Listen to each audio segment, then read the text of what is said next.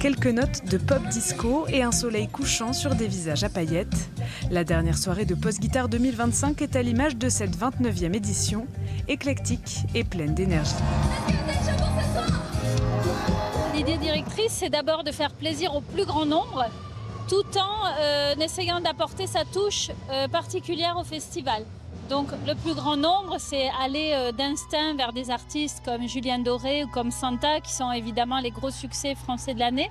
Et puis garder la touche du festival, c'est toujours se tourner vers des artistes anglo-saxons, Sting, The Kills. 60 000 personnes au total, venues voir quelques-uns de la vingtaine d'artistes présents au festival cette année.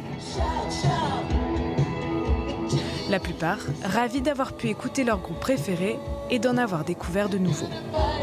Celui qui vient de passer, je ne le connaissais pas du tout. J'ai adoré.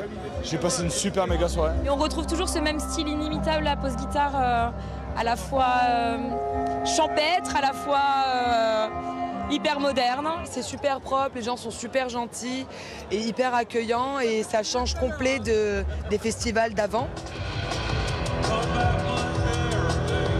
En tête d'affiche ce soir-là, Yodelis, juste avant The Kills, qui électrise malgré tout le public de la seule soirée non complète de la semaine. C'est un bilan incroyable, franchement, on est super contents. On a fait 4 soirs sur 5 complets, c'était vraiment inattendu. La cathédrale, le retour à la cathédrale, les 3 soirs étaient complets. Sting, bien sûr, super archi complet. La soirée de Julien Doré et Santa aussi.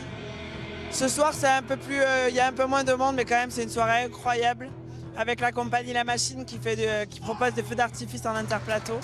L'année prochaine sera la 30e édition de Post Guitare, un anniversaire qui promet beaucoup de surprises. Rendez-vous du 9 au 12 juillet 2026.